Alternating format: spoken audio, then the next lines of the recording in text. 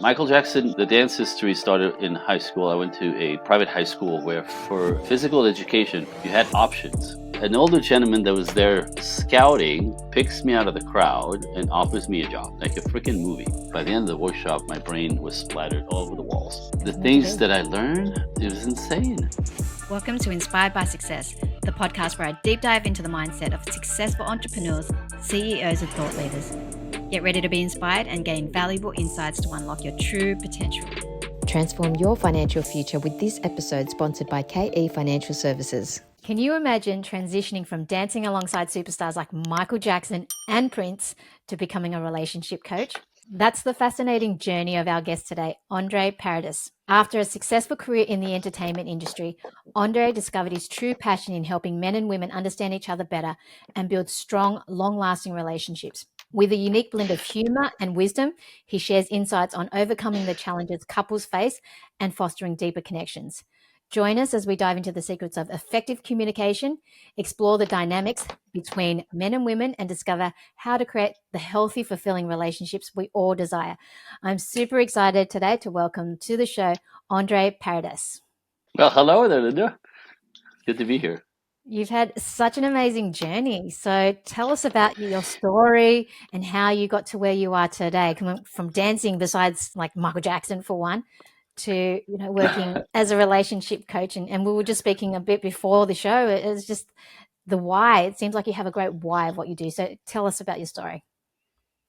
Well, my whole life has been a discovery of who am I, why am I here, what the hell's going on here. I was born in a family where I felt at 5 years old that I didn't belong there. It was a very strange thing to realize you don't belong somewhere. Something went wrong, like these people are not my people. Like at 5 years old, it was very strange. It's scary, terrifying, and at the same time kind of like, all right, so I better pull up my bootstraps. I knew I was going to basically kind of have to take care and or raise myself. It was very interesting. But in that dynamic, in that moment, in order to survive, I realized back now as an adult, but as a kid, like the reflex, the defense mechanism was to sort of like pay attention to everything around me all the time. Like, how is this possible? How do I get to be here? Why is this like? I started watching people. I was the guy who watched the world, like people and human beings, and with that came fascinated with the human condition. I remember in junior high, this one kid, he had like swag, he had style. The girls swooned when he walked by. Not that he was handsome, but just something about his vibe. You know what I mean? I'm like, how does that work? How did he get to be? He's 14 years old. What does he know? This other one's a dork. I don't fit in. These ones are awkward. Some people can't look you in the eye. Like that was my kind of like, how do we get to be who we are? In every crazy variations, and the more different the person was, the more I was curious. I was curious. I'm still curious. That's my brain. But I was that time opened up the channel to how do we get to be us? What's the human condition all about? Michael Jackson, the dance history started in high school. I went to a private high school where for physical education, for PE, you had options. The girl came to me the week that we signed up for all the classes and said, I want to take ballroom lessons. We have all ballroom lessons in room where whatever. You have to sign with a partner. Do you want to have my partner? And I'm thinking like, oh my God, like I didn't even know she knew I existed because it was the guy who blended everywhere, right? Invisible. I'm thinking I was a swimmer back then. Like, so if you look for me, you'd find me in the pool by myself. And all of a sudden, this is Canada. It's always cold. And this cute little thing, you want to take ballroom with me? I need a partner. I'd like you to be my partner. My first thought was, I won't have to change for PE. Like freeze to death and my little speedos, right? Like back days, that's what we were. I'm like, yeah. So okay, a week later, first class, barely 15 years old. Never took a dance class in my life. I have no idea. Anyway, so I'll never forget. I had her in my arms, and the teacher's on my right, and we learned the first thing we learned is the cha cha, and somehow this was a gift from God. Somehow, whatever he did, I could just copy it. It was right there. It was right there. It was right there. Which is kind of wild because I had no idea. Somehow my brain just instantly, it's almost like I knew it. And you just reminded me. I'm like, oh yeah. So, okay, so I go from invisible. Within about 4 months, I'm now the star of the class. All the girls want to dance with me because I'm the only one who can dance, because the guys aren't picking up. So and then I became the assistant, the teacher's assistant, and okay, like just different life instantly. Do you know what I mean? So now I'm popular. What? Interesting. With that, we started performing at school. We started performing outside the school because we created a little dance troupe and we did all the dances and started creating, choreographing stuff like over the periods of a few years, 3 years. What happened in that class is the invisible kid smiled. And I think most people understand when you blend rhythms together, it impacts the nervous system. So the vibrations of music with the pace of moving to it, right? Like the body moving to music, those vibrations coming together, it just lifted my spirit. Like it's just, I think I might have smiled for the first time in my life in that class. Like it's just, like it was like breathing. That was the thing that I kept wanting to do. And so, like I said, we started performing. We did all kinds of, we performed at the local prison, but that's all I wanted to do. That's all I wanted to do. So much so that that's all I ended up doing. I moved to the West Coast after that, and there was no ballroom. So I did all the ballroom dances. Get to the West Coast, there was no ballroom. It's all jazzercise and jazz hands and headbands and leg warmers, and it all looked very ridiculous to me. But I remember watching a class because I wanted to start dancing again. That was what I wanted to do. It made me happy. But like, that's not what I do. Like, you don't stretch in ballroom. You change your shoes, right? Jazz class, you stretch for an hour and then you dance. So it was a lot. I'm like, that's not really what I do. Anyway, but my roommate, who was a girl at the time, dragged me to class on a Saturday morning. She goes, "You need to dance. This is what you're made for. Let's go dance. Let's go take class, a beginner jazz class." And I did that one class turned into going once a week on Saturday. And then, now this is the crazy part. In 3 months, going once a week on Saturday morning, I got a scholarship. The school gave me a scholarship. So I could now dance for free. Now, how does that happen, right? After 3 months, you still don't really know anything, but apparently they could see potential. So it took me a while to decode all this, but this is how it started. So I went from scholarship to scholarship to scholarship to scholarship to scholarship. And it became sort of like, well, this is kind of fun. This again, all I did is I used to work construction sites. I was a kid, so I did the horrible outside work on construction just so I could go dance at the end of the day and the weekend. Anyway, so that's how it all started. All the training for free, right? But I'm in Vancouver, Canada. There's no real business. You're not going to make a living, be a dancer in Vancouver, Canada. Where you have to be is Los Angeles, where the business is. So that was always my idea. And sure enough, on a very strange coincidence, we had in the world of dancing, in the world of dancing, this dance convention, but it's a big business where in the summer, all the studios invite people from outside the city, from the United States to come up and teach summer school, right? There's every summer program in every, sports, but dancing is the same thing. So one guy that used to come on a regular basis to spend a week on a regular basis every 3 or 4 months from LA. And last time he was in town, says, "Hey, I'm doing a dance reel for my choreography work, right? Like actors have actor reels, right? Their work on a videotape or at the time to present agents where the agents present to whatever producers." So he was doing his demo reel for his choreography, and he goes, "Listen, I want you to be my dance captain. Come to LA for a couple of weeks. Bring your girl. You'll whip the crew in shape, and it's a vacation for you, and you're going to be helping me out." We drove in, me and my girlfriend. Friday, we had the first rehearsal in the studio. Meet everybody. I'm dance captain. Saturday night at the studio, we're rehearsing. I'm in town 2 days. There's a dancer party. So the studio is throwing a dance for dancers, commercial dancer in Los Angeles. These are the people I want to be part of, but I'm Canadian, right? So, sure enough, we're at the party. I'm in LA. Hey, oh, I'm dancing with my girl. I'm dancing with my girl. An older gentleman that was there scouting picks me out of the crowd and offers me a job, like a freaking movie. So that was my first professional job. I was on the road for a year and a half. It was Chippendales, by the way, the men, the Chippendales. So there was a strip show. They hired 4 dancers along with the 6 strippers because the strippers can't dance. They just look good. Every number, every guy had his own theme. So we had to like an officer and gentleman, well, in suits, right? We had fight scenes, karate scenes. So we were the dancers, the energy on stage, the dancers, opening number, closing number, dancing in between. But in order to be a dancer in the show, you had to look like a stripper. So that's why he picked me out because look at me. I looked like a stripper. So at the time, my hair was shorter, but I'm built that way, right? So my physique, this is Saturday night. Sunday morning, he came to see me rehearse with the crew just to make sure. He stepped in the window and gave the guys a break. And he says, "Look, we start tomorrow. They're 15 miles away from here. Are you in? Because we start tomorrow, rehearse for 3 weeks, and we're on the road." And I'm like, oh.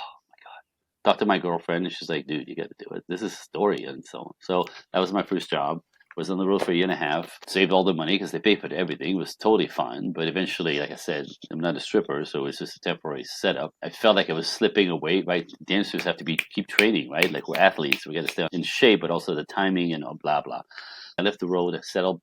I landed in LA, settled, got an agent. As I got back in the groove, started auditioning for music videos, very popular back then, television shows, like movies, whatever. Like the industry is in Los Angeles. So I got an agent and started doing the touring. And that's when, within about a year and a half, Michael Jackson, Prince, Paul Abdul, Julio Iglesias. It was an incredible journey. I made it from a little place in Canada called Quebec City in the snowbank all the way to Dancing with the Masters. So all of that is because that's all I wanted to do. I was built for it. That was a gift. I had the talent for it. That was another gift. Just made me smile. It made me happy. So that was phase one of my life, I call it. So 15 years of that. It was great. From there, the business is all about you perform, you travel to perform. When you're in town, you teach. Like I had my own class, got into the system in the big studios, the popular studios. And then my wife walked in, seeing her, this is my woman. This is the girl that I was going to be with. That was phase two of my life as we performed together. And because she's a ballerina, we did the whole thing, different jobs, but she was in the business as well, different bracket because it's ballet. When we started a family, I quit dancing. I just told my agent, I'm done. Unless you give me the work in Los Angeles, I'm not getting on the plane any longer. When I start a family, I want to be present. I don't want to not see my kids grow up, right? That was obscene to me. And so I'm an entrepreneur. I do my own thing. I always have. So my own thing was going to be in LA. That's all. So I opened a car business and got myself grounded and built a life, bought a house. And my business was 6 minutes from my house. And the kids' school was 2 blocks away. So both me and my wife were at every meet, every parade, every Christmas parade, Halloween parade, every recital, whatever. We were there, both of us. Something that my parents never were present for me, for us. When I started performing, I remember saving seats for the big events, and there was 2 seats empty every time I performed. My parents would not show up on purpose. I was going to be something else for my kids, right? We're there, both of us there at every turn. That was called it phase 2 of my life. But throughout this whole thing, by the way, I started taking personal development workshops at the age of 23. Again, curious, wanted to get my brain together, wanted to get my life together, wanted to get ahead with everything. I wanted to know about business, all of it. In 2006, this is phase 3. So again, I have the car shop. I fly to Northern California for a 3-day workshop for business management. I'm trying to raise the ceiling on my car business. I want to make more than I'm making, but so I didn't have the knowledge. Whatever, so I'm learning because that's my brain. I met people all the way through it was a 3-day event. On the way back to LA, flying to LA, I'm sitting with a couple that I met that weekend. The lady says to me, she goes, "What do you do next weekend?" I go, "I'm free next weekend. Why?" She goes, "I want to invite you to a workshop. It's on me." Oh, sure, of course, absolutely, yeah, because these things can be expensive, and I'm curious, and if you want to teach me something, I'm there. But my next question was, "What's the workshop?" I said yes before even knowing. It's called Understanding Women. Really? There is such a thing? Anyway, the next weekend I went because I said I would. I thought it was going to be cute. Then I walked into space. There was 400 people there. Okay, not cute. Something's going on here. Half men, half men. So it's a mixed crowd, understanding women. What are the women doing here? Right? Because if you had a workshop called Understanding Men, you wouldn't see men in there, right? Men would show up for that. But anyway, this is a mixed crowd. I'm like, interesting. And sure enough, by then, at that time, I'm married. Everything's good. Life is good. We're doing very well. I have my life. I have my wife. I have my family. I'm not looking for this information. But now I'm in a workshop called Understanding Women. And by the end of the workshop, my brain was splattered all over the walls. I slipped off my chair 7 times at least. The things that I learned, it was insane. It became scary for me because I realized that I knew nothing about women. Nothing connects with what I could compute, like nothing, which was weird. But at the same time, what frightened me is that if I know nothing about women, that means I know nothing about my wife. And I realized all this stuff. Why you ladies take things personally? Because you do take everything personally. It's not because you're crazy. There's good reasons for that. You make meanings out of the tone of voice that I use that have nothing to do with what I'm saying, but to you, the tone means something else than the words. So the misunderstanding, the miscommunication, like everything is exactly in opposition, right? So I ended up assisting all their workshops for free. I was in the space assisting for free just to hear it again, just to hear it differently.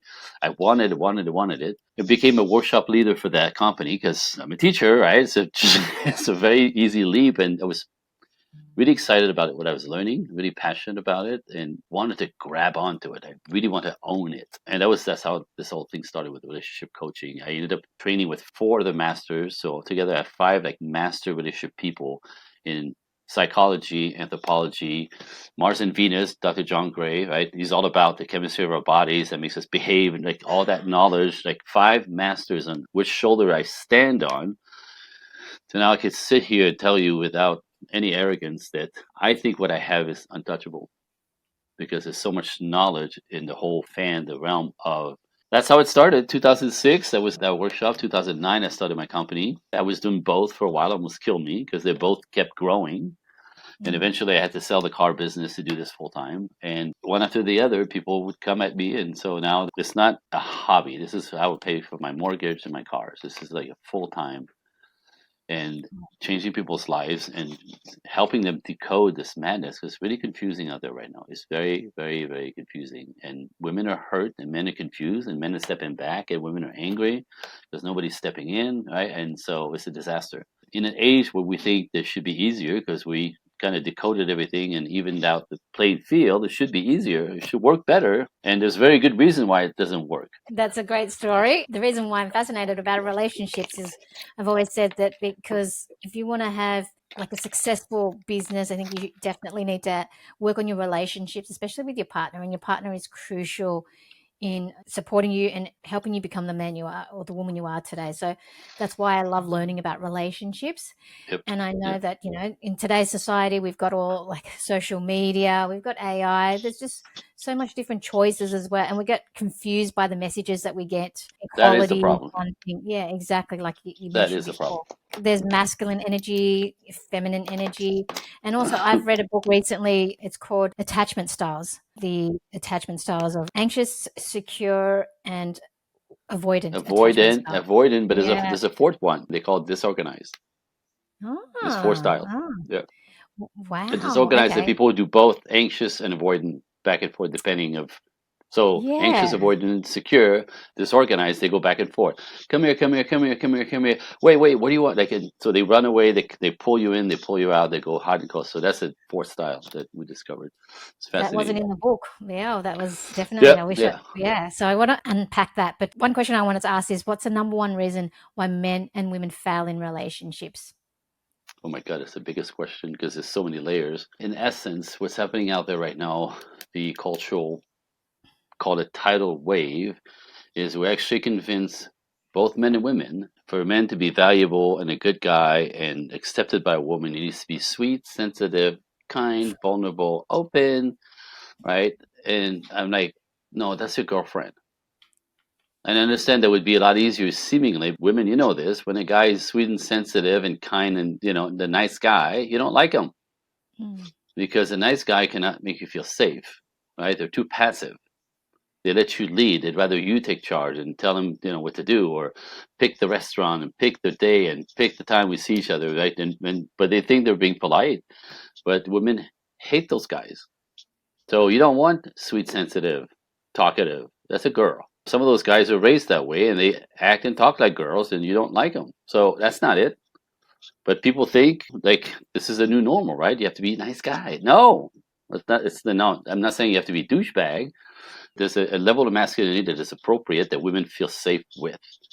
And that's nature, by the way. So the reason why it's difficult for men and women is because we actually stepped off of nature, right? So men acting like women doesn't work for you, doesn't work for them either, by the way. They're too passive and they have a hard time competing in life and producing and be solid. They have a hard time, they're too soft. And then the flip side for ladies, strong, independent, and powerful. Like if these are all male traits, strong, independent, powerful. That's man, man, man.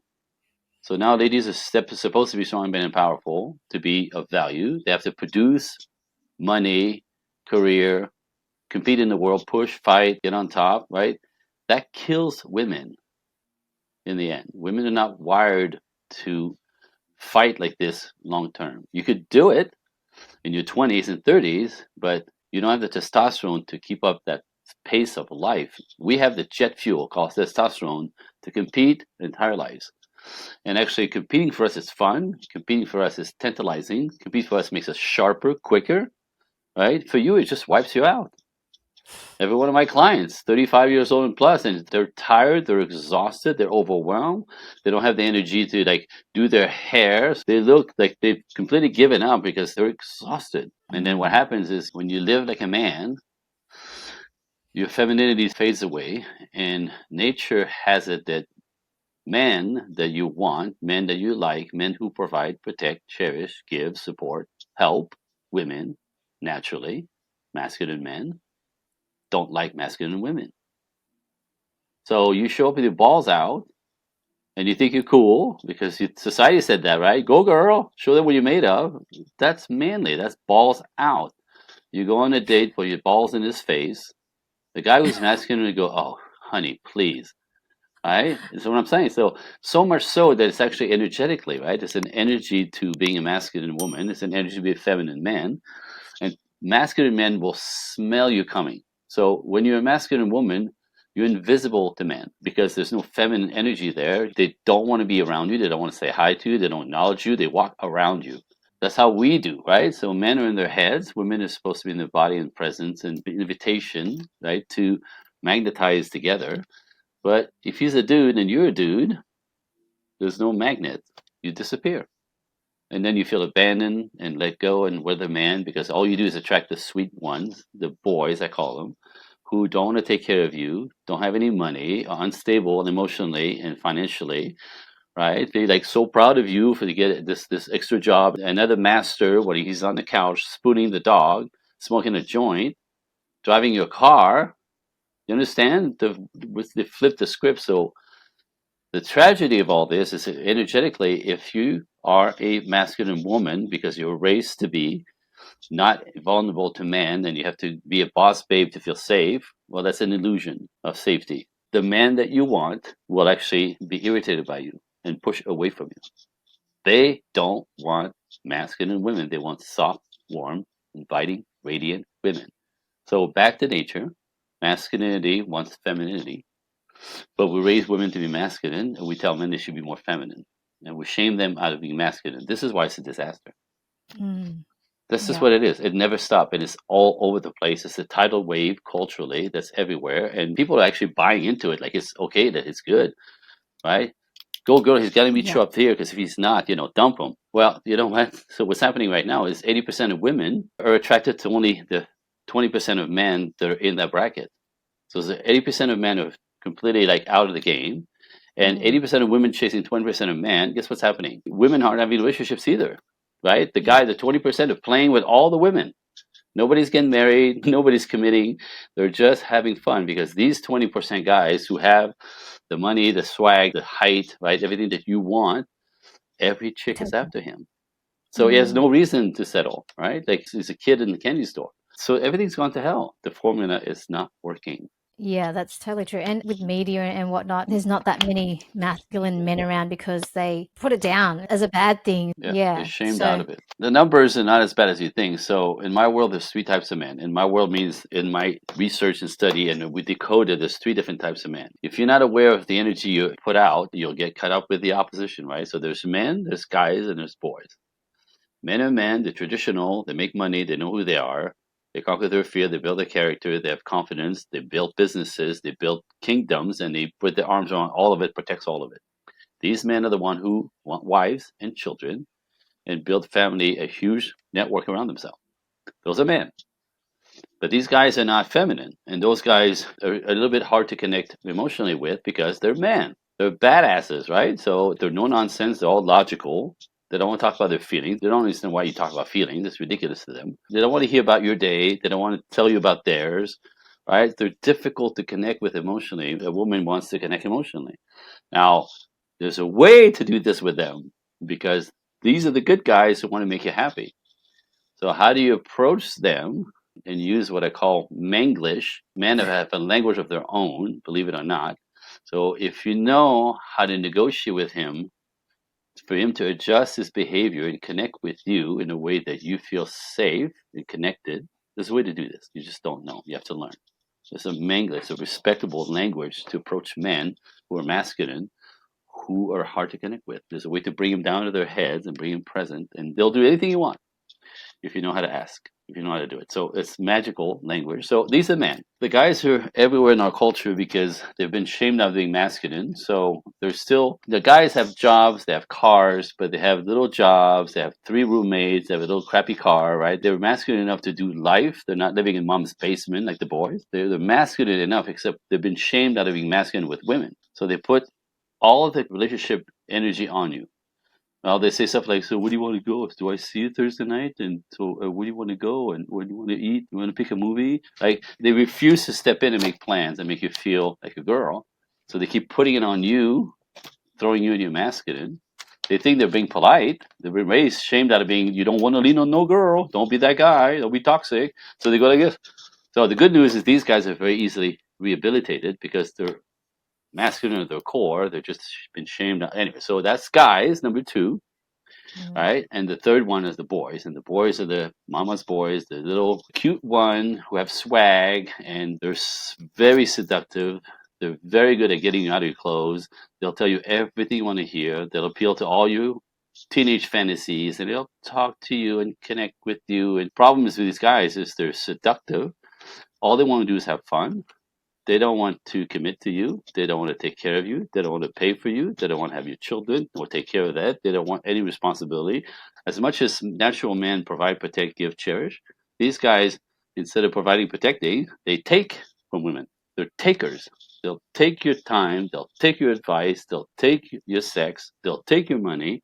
They'll move into your house. They'll drive your car. They'll promise to pay you back. They never do. And 6 months into those relationships, you wonder what the hell happened to your life. He was so perfect and so sweet and the boys don't want to protect women, they don't provide for women, they want to take from women.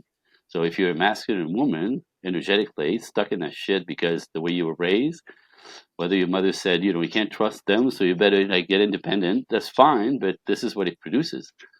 When your energy is masculine, you don't get to meet men, you meet boys. Now, here's the numbers. I like statistics. I'm all about numbers. 30% of the population ish now is made of boys. 30%. It's horrible, right? Because masculine women who are everywhere will tell you they're all like that. No, only the ones you attract. And to you, it looks like that's the whole world, right? Because you don't get to meet the man. And the boys you're not interested in because they're too soft, even though they're masculine enough. So 30% of boys, these are the ones you have to avoid at all costs because they'll ruin your life. They'll take everything from you. They'll steal even. They'll con. These are the cheaters, by the way. Masculinity is not toxic. Masculinity protects everyone. It's a lack of masculinity that makes these guys toxic. So my point is 30% of the population of males are boys. However, it means 70% are not. Those are good numbers. So how do you get to attract those? Is the work that I do with my ladies and recalibrate the men into their masculine to recalibrate and actually go back to what works, which is yin yang, positive, negative energy, feminine, masculine, magnetized towards each other, created a bond, and then create a relationship. If you're masculine, you're going to fight with a masculine man and it's going to go to hell. If you're feminine, he's feminine together, it goes nowhere. You need one of each. Nature, it's not a big mystery, but we decided that we're equals. This is why it's a disaster. Let's talk about commitment. And you mentioned that boys, a lot of men don't want commitment as well. So what are the common The malfeasance? boys don't want commitment. The men are looking for marriage. Okay. So what are the common malfeasance about commitment? Well, okay, I so guess you're it's not saying that the men men fear don't. commitment. That's another fallacy. They do not, absolutely not. And it may not make sense because you're not a man. As a man, every man knows this. I cannot do anything unless I commit to it. So everything we do is commitment. So our entire lives, we have to commit to every bit of it to succeed, to conquer, to push, to fight, right? To build a business, right? So it's all commitment. So we're not afraid of commitment. That's ridiculous. It's not even in the game. However, if you're going to take a partner, we're very aware that the right woman is fantastic and makes a good life. The wrong one will ruin your life. So it's not the fear, it's more the who is she? How does she behave? How does she get me? Is she trying to mother me? Is she trying to change me? Because women do this, right? You find a guy that is good enough and you think you're gonna like make him act right. You're gonna clean him up. You're gonna tune him in. That's very disrespectful. So the idea of you're gonna fix him, this is things that men will not stand for 1 second, not a masculine man. Women make that mistake of They're going to clean him up. They're going to make him act right. Right? They're going to tune him in. That doesn't work. So men will not step to that. If you don't get him, if you're trying to change him, if you're trying to mother him, you're trying to tell him what to do. If you don't follow his lead, if you refuse to let him lead and not support him, because again, the dance is masculine and feminine, it's a partnership, but he cannot be led. The masculine and feminine dance is men want to lead and women supporting his leadership. That means supporting his ideas and come in with negotiation in between. Part of the dynamic is the partnerships is two of us. But if you're trying to lead a man, if he's masculine, it won't go anywhere. You can't lead a man. He won't let you. You can lead a boy all you want, but he won't protect you. He's not interested in being with you. You can't lead a man. A man will not obey you. Man obeys his own self, his values, his character. A man has his own compass. He controls every aspect of his life and expects you to get in tandem and dance with him during our lives. Quick question I wanted to ask you is, what are the relationship killers Yes, of course. are there? Because all want to have long, fulfilling, lasting relationship, but what kills a relationship the most? What kills relationship is, I'll give you an example back. If you look right behind me, this is my wife and I dancing. Mm. You see it? Yep. So, relationship is a dance. It's two parts coming together to create a dynamic, a partnership. That's what relationships are about. So, 50-50 will have you fight. It's not about she has no voice. It's not about he's a dictator. That's not it at all. But like a ballroom couple, he leads and she has to support his lead. It's not that she's passive. She's not passive at all. She's doing everything he's doing backwards in high heels in a dress. It's not easier. And it's not passive, right? But it's supporting his leadership. So the dance of relationship is this. I lead the dance, but in order for her to let me lead, to feel safe, to go along with my leadership, she has to trust me, right? So we have to then understand how to negotiate, how to communicate, right? That I'm a fair dancer. So as a dancer, I could actually overlead her. I could hurt her. You understand? I could crank her shoulder and pull her elbow off. Like I could if I'm a bully. So no woman's going to dance with a bully. Do you know what I mean? Like, so you want to be able to be taken for a ride with a guy, but you want to feel safe that he's actually not only is he a leader, but he's a leader with tenderness, he's a leader with sensitivities, because you don't want to hurt her, you don't want to scare her, you don't want to, right? So that fine tuning of the dance, of leading appropriately, right? A devoted leadership is what men bring to their wives and their girlfriends. They want you to be comfortable. They want you to be happy. So they'll ask you for the adjustments. And this too much, so that's the negotiations come in, because when he could be a leader with sensitivities that she trusts and he is able to be vulnerable because she knows she's safe with him, right? She can let go of control and be responding, right? Responding to him when she lets go of having to manage anything and just be in the dance, right? This is when she shines as a woman. She glows. If you've ever watched ballroom couples, not the competition because they're all pre-planned, but if you watch ballroom dancing, no one's thinking of the guy. He leads her into a dance, on an adventure, and she gets to be completely free to follow his leadership. There's nothing for her to do to produce, but to be happy and feminine, and makes her glow. No one's thinking of the dude. He's doing all the work on some level. Not really, because she's doing her part of the work. You understand? We both have to hold our frame, and right. But she's able to release control to allow me to lead, knowing she's safe. Right. So my wife, to this day, we dance all the time, and 30 years together, and I could still take her on the dance floor and make her squeal and surprise her. That's the perfect dynamic explanation, like to explain relationships through dance is it's nature with a modern twist, because we have to negotiate more things nowadays because our parents did no conversation. He's the man and she's the housewife, and that was it. Well, it's not like this anymore, any longer, and it's not in any way what I'm suggesting. A lot of time, like I'll have a feminist woman trying to make me wrong and try to hate on me because I'm trying to take women back to the 50s, and they say like really rude stuff like, should we just wiggle it down and dumb it down for you guys and wiggle our asses? I mean, is that what you want? That's what you're teaching? I'm like, what the hell are you talking about? That's not in no way what I'm teaching. What I'm teaching is partnership in a modern sense. And the modern life is trickier, but it's very, very doable if you stick to the classic. Again, it's quite traditional. Because again, look at the culture, right? Women since 60s and 70s got liberated, do whatever you want, that's fine. It's like, sure, I don't care. Like liberation, choice, yes, yes, yes, that's what I'm talking about, right? But get this, man, this role has never changed.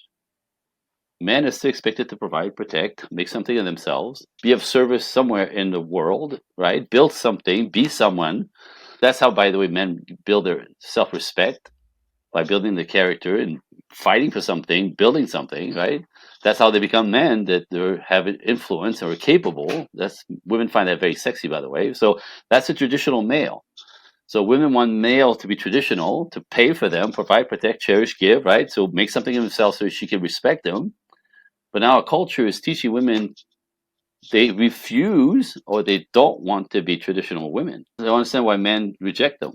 That's the problem. Instagram and OnlyFans stuff. No, it's not, right? Not that every girl does that, but again, it's the idea of if you want a man to provide, protect, cherish, and do everything, kill himself for you and your family and pay for everything, he's looking for a wife who wants to be a wife and a mother and is there to support his effort in the world for us to build this thing together. He's the head of the house or the family, whatever, but you're the neck. You get him to turn his head every which way. That's really how it works. So women actually have a lot more power in that dynamic than men do. Even in this present time, women who don't need men, women who make money, they could take care of their own children, right? Again, back to nature, even though they're living outside of their own nature, still want the numbers. They still want a man at the helm of the whole thing for their comfort so they can relax. So nothing's changed. But if you refuse to do that and you think you should be 50-50 and you think you should do it your way, this is when men walk away and you end up on the dance floor by yourself. That's all. What are your Sad. secrets to a long-lasting relationship and a successful, good one? Like, is there always effective? 'Cause some people have told me, never go to sleep angry, always communicate, be playful, being self-aware as well. But what are your thoughts on Sure. how to have a long-lasting relationship as well? It's interesting. People think good relationships, is people who don't fight, and it's easy and it's natural, and we fit together without trouble. You know what I mean? And this is also why people like that expectation to think that unless it's easy and fun, right, it's the right person, and the moment it's not, that's the wrong person, and they dump them, right? Ridiculous, because it's exact opposite. Everybody's got their own stuff. Everybody carries their own baggage, men and women's. The idea that somebody's perfect out there, no such thing. And get this, the couples that succeed, it's not that they don't have any conflicts, they don't disagree and fight, is that they know how to do conflict resolution in a healthy way. That's the difference. If you're trying to get on top and win and yell at the loudest to get on top of him to win or her, these people don't make it. But couples who last, they know how to resolve conflicts fairly. They're in it wanting the other one to win. Instead of trying to get on top, they want her to understand that they both want each other to win and solve the thing. Right? So now there's tools for that, communication tools to negotiate respectfully and really kind of not get in a tornado, in a storm, right? There's tools for that, number one. But again, get this, it's in the conflict resolution that nobody's going anywhere. You're both in it for each other. You want each other to win. And guess what happened? Every time there's a conflict and it gets resolved, boop, you get tighter. You get tighter, you get tighter, you get tighter, you get tighter, you get tighter. So it's not in a lack of conflicts that you build a tight relationship. It's the how do you resolve conflicts fairly, respectfully, with the right tools, knowing how, and wanting each other to win at it as opposed to make the other one wrong. This is how you build a lifetime because you're always respectfully wanting the other one to win, right? But you do it respectfully. What about intimacy, though, in relationship? How does one maintain that intimacy over a long period of time? Is there an ideal, like it's a bit of a balance because usually when one person wants to be intimate, it's different balancing. It's not on the same level. So what are your thoughts on that? What happens for most people is, there's the lover part before the children come, right? And I don't know if you have children, but I have two. I've been there, so I've been through it all. And so there's a dynamic between us as lovers that we have when we're without children. You throw children in the pot, life goes upside down in every way possible, Mm. right? It's just a different life. So it's different, like the amount of energy it takes for the first like 4 years of a child's life, it's wild. Now, the first time you have a kid, your brain changed. Both of us, the brain actually changes from single person brain to mommy daddy brain. I did it. I'm like, what is going on with me, right? Like the way you see the world, the way you see the future, the way you see safety, and your brain has to adjust to this because you have this little life that's this big. So it takes about 16 to 18 months for mommy brain, daddy brain to come out of that, right? And this is when you see like lack of sleep, and she doesn't even get to shower because she's breastfeeding every 3 hours, and it's a kick in the head. Mm. It's fantastically worth it though because it doesn't last very long, Yeah. right? Because the moment they get to be 4 years old, and then the autonomous, you open the car door and they jump in and put the seatbelt on. That phase often will derail people's intimacy. Mm. That's for sure. But you have to get back on. What I mean by that is something that happens to women when they have a child is it lights up what I call mama bear syndrome. A very sweet, loving, feminine woman that she was as a wife with her husband, who is a man, right, will find herself thrown in the throes of providing, protecting the child. She's the mother, but that's very masculine. So she provided and protects the kid. Well, he was providing, protecting the household, but now she's providing the kid. So he goes to work. She's Mama Bear. Mama Bear will kill you just to get near the kid, right? Mama Bear is not sweet, is not nurturing. She's masculine, right? Nurturing and mothering is masculine. So what happens is often the man comes home and there's a man in the house where his wife used to be, right? And that's normal. That's nature, by the way. In nature, 2 years after the birth of the child, a woman is supposed to slip back into her feminine. Daddy's there, safety's there, baby's 2 years old, right? 2 years or so. You're supposed to go back into feminine mode and being his wife. A lot of women get stuck there forever. Mm. And what happened is the husband ends up being treated like the kid or a kid because Mama Bear controls everything. Mama Bear manages everything, takes over everything. That's again instinct. And men don't want to fight with their wives, so often they go, oh, whatever, whatever, right? He loses control because, like we should put the kids to bed. I've been with them all day. Don't tell me when they need to go to bed, right? All right, okay, right? So I mean, seriously, that's what happens a lot. He keeps acquiescing to Mama Bear, but if she never snaps out of it, right? Now she has a third child, him. And I hear this all the time when the woman says, I don't have two kids, I have three because of him. I'm like, oh, shit. Now, that's where intimacy is gone. This is how you kill intimacy because if you treat him like a son, you control him, you direct him, you're the mom, sexually, it's over. No one's going to have sex with his mom. And you resent the fact that he's not doing anything, but you got run over by Mama Bear and lost control of that. So we're supposed to come back from that, and some don't. But my wife had the first kid, and all this happened. And I'm like, wow, this is interesting, right? And I'm a researcher geeks. I'm researching everything. I'm like, this is normal. This is normal. This is normal. This will pass.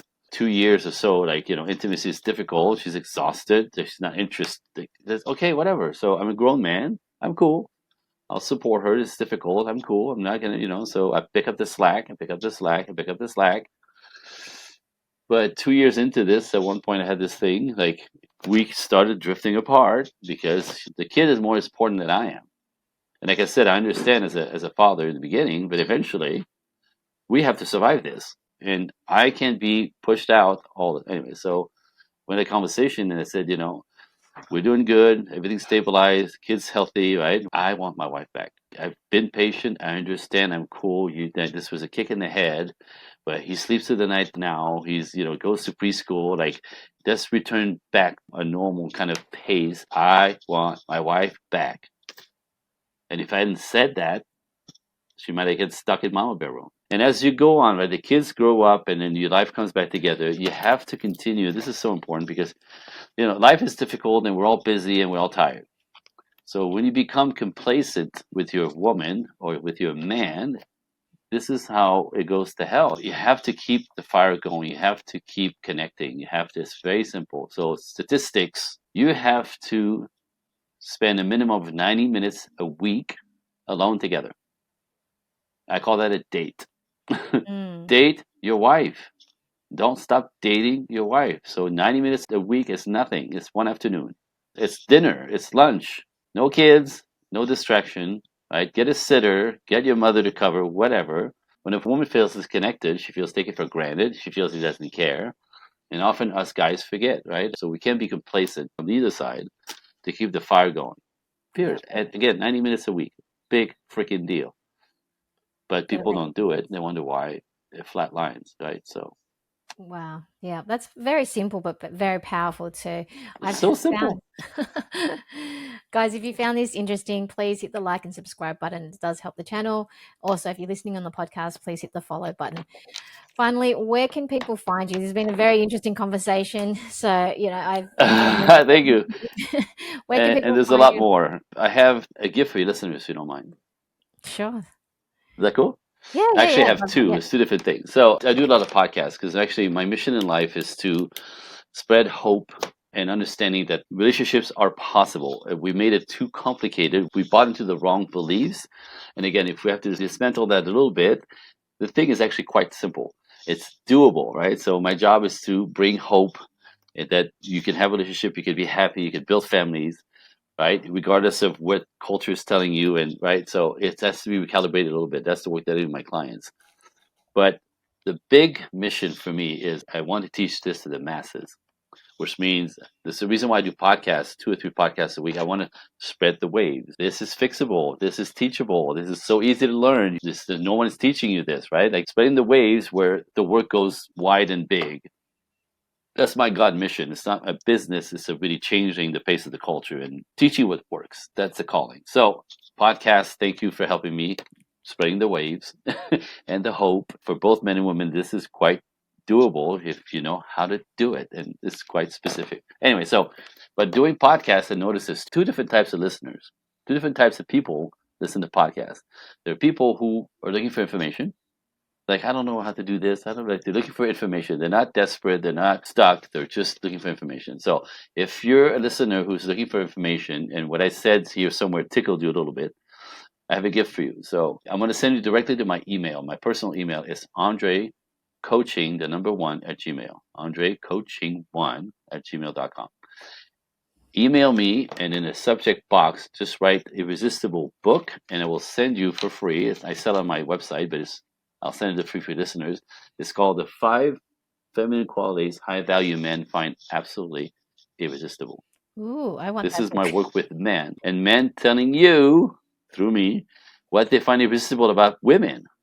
And it's not your butt, and it's not your hair, and it's not your boobs. It's nothing. Seriously, it's like there's qualities, there's an energy to you. Information, this is like information. So if you're curious, Andre Coaching 1, Irresistible Book. The other type listeners are people who are a little bit more action driven, right? Okay, this guy's got some stuff, like I want to talk to him, right? Something resonated, right? So if you are a action taker, AndreCoaching1 at gmail.com. In the subject box, write talk now. And what I'll do is I'll send you a link to my calendar. You'll book yourself an hour to speak with me one on one. We'll have a conversation about where you're stuck, what's not working, right? Where you find what you want that's not happening, right? You find yourself in a loop. We all do this. Same result. Different guy, different girl. It's never working out. Well, I promise you, this is the psychology work that I've done. It's always based in beliefs created in childhood. Mm. If you in childhood decided that men are dangerous, women are crazy, you're not good enough, you're not worthy of love, whatever it is that's in your head between the age of 5 and 6 and 7 is crazy. It's always the same segment in the formative years. Your first beliefs about yourself, the world, life, people is in your brain. And what you do is you keep repeating it. If you're not worthy of love, you're going to attract people who are not going to love you right. You're going to struggle with that. So we all do this, by the way. So there's nothing wrong with you. So that call will actually go right to childhood. Mm. In 15 minutes, we find out where the wheels came off for you. So then you realize there's nothing wrong with you because women come at me, men too, like, what's wrong with me? I'm never, let's go back. Oh, there it is. So that typically attached to daddy with the women and mommy with the man. When you understand what happens, circumstances, right, in life, not your fault, but you believe that there's something wrong with you, you're broken, or you don't deserve, whatever, all that stuff. That whole what's wrong with me goes out the window. If you realize it's just the circumstance of your childhood, there's nothing wrong with you, but it created that defense mechanism in you, it's fixable. So now that we know that you're not broken, there's nothing wrong with you, you're just a product of your past, what's the dream? Is it marriage, kids, relationship, companionship forever, whatever, right? Depending on your age. And then we'll talk about giving you the dream. There's like 5 different ways to get invested, involved with me, right? Small, medium, large. And we'll talk about what you want to do if you want to do anything. But for some people, just that call changes them because it liberates them for that. What's wrong with me? And I'm unworthy. That's it. So gift number 2, Andre Coaching 1. Talk now. We'll talk. It takes a little bit bravery, but I'm just this guy. I'm not going to try to do anything. I'll just help you. And that's all I want to do. And if we end up working together, beautiful. Thank you. Thank you so much for that and the generosity too. It's been a pleasure to meet you, and I'll definitely be Same following here. you. Thank you. Absolutely. It's a pleasure as well.